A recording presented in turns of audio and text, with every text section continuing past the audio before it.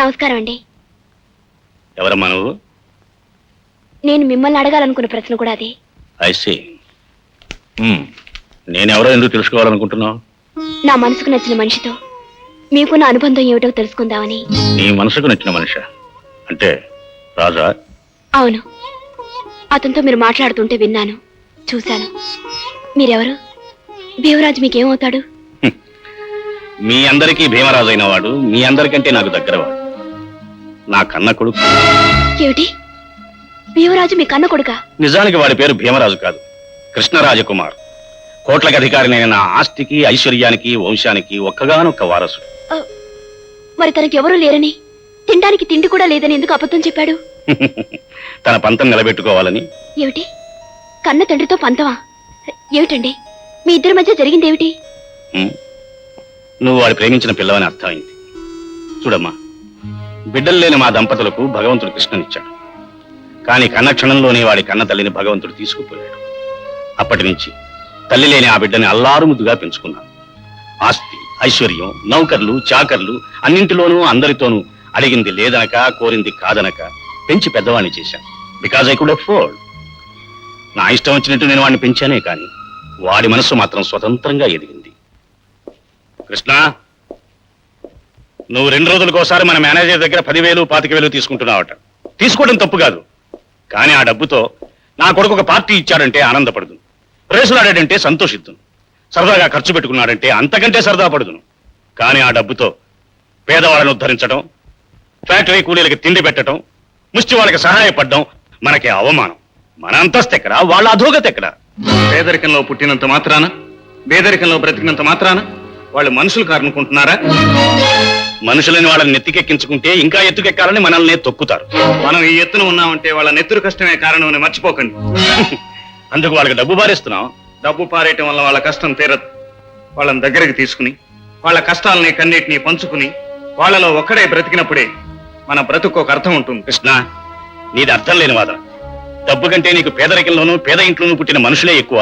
Daddy, డబ్బు అనేది ఏ తప్పుడు పనులు చేసైనా సంపాదించవచ్చు, కానీ మనుషుల్ని సంపాదించడం డబ్బు వల్ల కూడా సాధ్యం కాదు. You are mistaken. 100 పారేస్తామంటే 1000 మంది మన కాళ్ళ దగ్గర పడి ఉంటారు. వేలిస్తామంటే మన గుమ్మం దగ్గర కుక్కల్లా కాపలా కాస్తారు నువ్వు చెప్పే మనుషులు. బట్ డాడీ, వాళ్ళు చూపే భయభక్తులు, వాళ్ళు ఇచ్చే గౌరవ మర్యాదలు మీకు కాదు, మీ డబ్బుకు. డబ్బుతో కాకుండా మిమ్మల్నిగా ప్రేమించడానికి ఒక్క మనిషిని సంపాదించుకున్న రోజున మీరు గొప్పవారు అవుతారు. అంటే మనిషి బ్రతుకులో డబ్బుకి విలువే లేదంటావా? అవసరమే రాదంటావా? డబ్బు ఒక్కటే మనిషి బ్రతుకు అవసరమైంది కాదంటాను. డబ్బు లేకుండా నువ్వు ఏ పని చేయలేవు తెలుసా? డబ్బు ఉండి చేయలేని పనులన్నింటిలో డబ్బు లేకుండా కొందరు చేశారు చరిత్రలో. ఆ విషయం తెలుసా మీకు? ఉదాహరణలు చెప్పుకుని జీవితాన్ని నడిపించుకోలేవు కృష్ణ. మన జీవితం మరొకరికి ఉదాహరణగా నడిపించుకోవచ్చు డాడీ. ఇలా మాటలు చెప్పడం చాలా తేలిక కృష్ణ, కానీ నువ్వంటున్నట్టుగా డబ్బు లేకుండా, నీ వెనక నా పేరు లేకుండా దేశంలో ఎక్కడికి వెళ్ళి నువ్వు ఏమీ చేయలేవు. అలా అనుకోవటం మీ అమాయకత్వం డాడీ.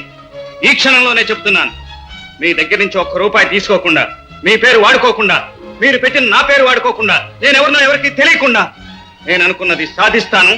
డబ్బుతో జరగనది ఆత్మవిశ్వాసంతోనూ పట్టుదలతోనూ జరుగుతుందని నిరూపిస్తాను. ఛాలెంజ్ చేస్తున్నావా? జీవితమే ఒక ఛాలెంజ్ డాడీ, అందులో గెలిచిన వాడే మనిషి అవుతాడు.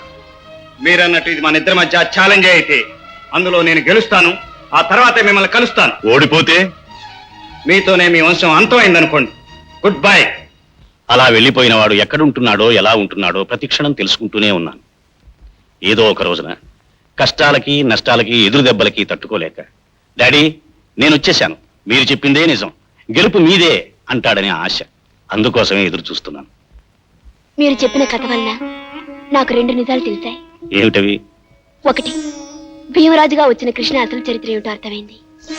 2, కృష్ణ వ్యక్తిత్వాన్ని, పట్టుదలను, ఆశయాల మీద ఉన్న నమ్మకాల్ని ఇన్నేళ్లు పెంచిన మీరు తెలుసుకోలేకపోయారని అర్థమైంది. అంటే మీరు ఆశపడుతున్నట్టు కృష్ణ ఏ నాటికి లొంగిపోడు. గెలిచిన రోజున మీరే వచ్చి మీ ఓటమిని ఒప్పుకొని తలదించుకుంటారు. అది నా కోరిక కాదు, నా నమ్మకం.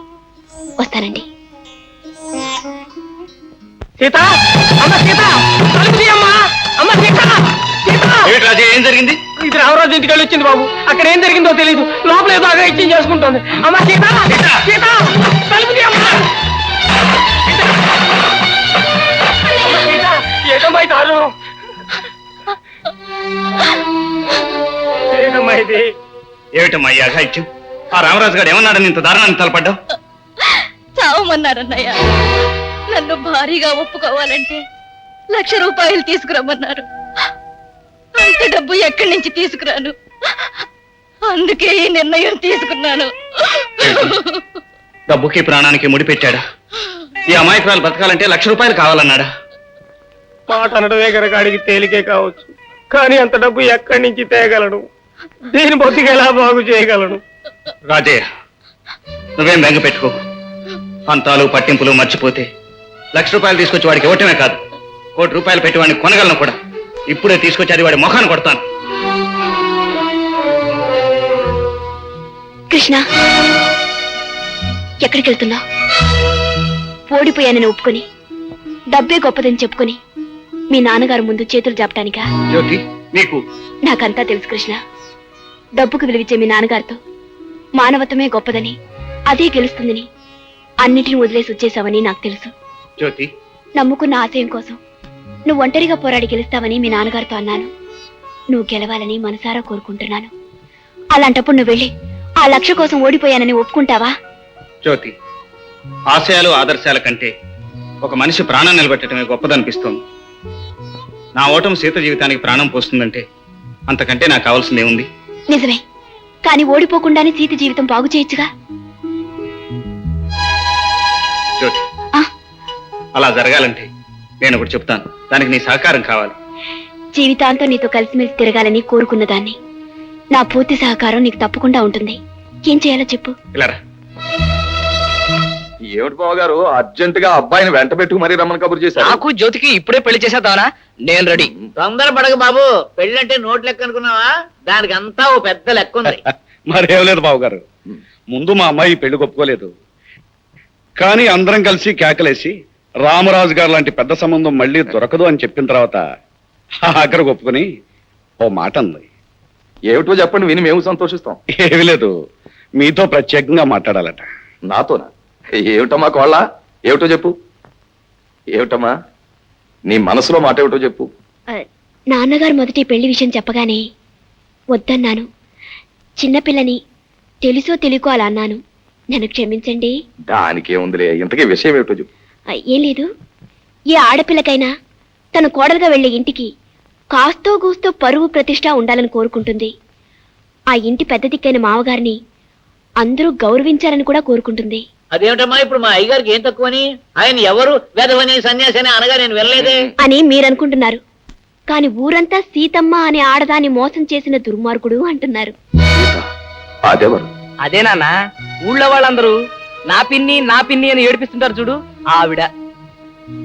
విన్నారుగా, నా కాబోయే భర్త నలుగురి చేత అలా మాటలనిపించుకోవటం నాకు ఇష్టం లేదు. అంతేకాక మేమిద్దరం భార్యాభర్తలు అయిన తర్వాత అత్తామావలు ఇద్దరు కలిసి మమ్మల్ని దీవించాలని నా ఆశ. ఏమిటమ్మా నువ్వనేది?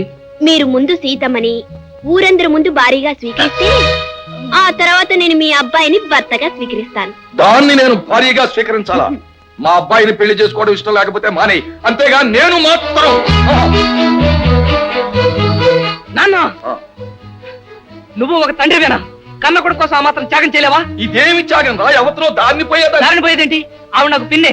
నువ్వు ఆవిడ పెళ్ళంగా ఒప్పుకోపోతే నేను ఇక్కడే పడి చచ్చిపోతాను. బాబు. కైలాసం గారు, నేను అర్జెంట్ గా చచ్చిపోవాలంటే ఏం చేయాలి? చాలా లెక్కలు ఉన్నాయి బాబు. సుఖమైన లెక్క ఏంటంటే ఒకటి పీకి తాగి తాగడం, 2 ఎండలు తాగి తాగడం, 3 నూతులు దూకి తాగడం. నోరుమై ఉన్న ఒక్క కొడుకు ఇలాంటి దిక్కుమాల స్థలాలు ఇస్తావా? ఆయన ఇచ్చేదేమిటి? ఆయన ఓపెన్ నేను తీసుకోగలను. నువ్వు పిన్నిని పెళ్ళంగా ఒప్పుకుని నన్ను జ్యోతికిచ్చి పెళ్లి చేయకపోతే నేను ఇక్కడే పడి చచ్చిపోతాను. చచ్చిపోతాను. ఏయ్, నా మాట వినరా? ఉన్న ఒక్క కొడుకుని చంపేసుకుని నేను మాత్రమే సుఖపడేది. అలాగే అమ్మా జ్యోతి, వస్తున్నారు మామయ్య గారు. నీ ఇష్ట ప్రకారమే కానీ ఆ చాలు వచ్చి రై. పెళ్లి ముహూర్తం దాటిపోయేదాకా అది లోపలే ఉండాలి. బయటకు వదిలిపెట్టారా మీ ప్రాణాలు తీస్తాను, జాగ్రత్త. అలాగేనండి. రా. చర్మాలు వచ్చేసారు, జాగ్రత్త. అలాగేనండి. ఆహా, ఏం ముద్దవుతున్నావు నాన్న. ఇవాళ నీ పెళ్లి అయిపోతే రేపు నా పెళ్లి. ఇదేమి లెక్కండి, ఇంకా పెళ్లి కూతురు రాదేమిటి? అవతల ముహూర్తం మీద దాడిపోతుంది. ఆ సంగతి పెళ్లి కూతురు తాలూకు పెద్దలను అడుగు. ఏమిటండి పెళ్లి కూతురు రాదేమిటి ఇంకా? ఎందుకంటే అరుస్తారు? రాజు తీసుకొస్తున్నాడు. అమ్మ జ్యోతి, చేత కనిపించట్లేదమ్మా. కనిపించడం లేదా? ఏమిటి ఏమన్నా అదృశ్య రూపంలో తిరుగుతుందా? ఏదో రూపంలో ఆ పిల్లని ఇక్కడ తీసుకునే టైం అయిపోతుంది. ఈ ముహూర్తం దాటిపోతే మరి పెళ్లి చేసుకో. రాజయ్య అన్ని చోట్ల వెతికారా? వెతికాను బాబు. కైలాసం అయ్యా ఏమిటయ్యా ఇది వేళాకోళం? ఊరికి పెద్ద మనిషిని కదా అని చాలా పెద్ద మనసుతో ఈ పెళ్లికి ఒప్పుకున్నాను. ఏమిటి హంగామా? టైం అయిపోతుంది. చేస్తే ఈ ముహూర్తాన్ని పెళ్లి చేయండి, లేదా మరి పెళ్లి చేసుకో. జో తొందరపడకండి. అసలు అమ్మాయి ఎక్కడుందో ఏమైందో మొదటి తెలుసుకోవాలి కదా. తెలుసుకోండి. ఆ పూచి మీది, ఆ బాధ్యత మాది కాదు. ఏమైనా సరే ఆ పిల్లని చేస్తే ఈ ముహూర్తాన్ని తీసుకురండి, లేదా మరి పెళ్లే చేసుకో. ఊరుగా ఏంటి అలా తొందరపడిపోతావు? ఎక్కడుందో ఎతికి తీసుకురావాలి కదా. ఇప్పుడు నువ్వు పెళ్లి చేసుకోకపోతే రేపు నా పెళ్లి. ఏడ్చేవలే, నీ పెళ్లికేం ఢోకా లేదు. అమ్మా జ్యోతి, ఏ కారణాల వల్ల గాని, ఏ కారణాంతరాల వల్ల గాని ఈ ముహూర్తానికి ఈ పెళ్లి జరగకపోయినా మీ పెళ్లి జరగడం మాత్రం ఖాయం. అది మన మధ్య జరిగిన ఒప్పందం. ఏమయ్యా కైలాసం, ఎవరో మాట్లాడరేమిటి? అయ్యా ముహూర్తం దాటిపోతోంది, అమ్మాయిని తీసుకురండి. ఏమిటయ్యా రాజయ్య? ఏమిటమ్మా జ్యోతి? ఏమిటిది? ఏమిటి నాన్న, నాకు ఏం అర్థం కావటం లేదు. పంతులు గారు టైం ఎంత? అయ్యా ముహూర్తం దాటిపోతుంది. ఇది వేళ్ల వల్ల ఏమవుతుంది? భగవంతుడు కూడా ఈ పెళ్లి జరిపించలేడు. నేను వెళ్తున్నా. ఆగో, వేసుకోదండ. పంతులు గారు, ముహూర్తం టైం మించిపోలేదు. మంత్రాలు చదివి పెళ్లి జరిపించండి. వెళ్ళమ్మా. తాను ఒకటి తెలిస్తే దైవం ఒకటి తెలుస్తాడంటారే, ఇదే. ఏమైనా మీ బంధం చాలా గట్టిదండి. అందుకే ఎవరు ఎన్ని ప్రయత్నాలు చేసినా మీ పెళ్లి ఆగకుండా జరిగిపోతుంది. అని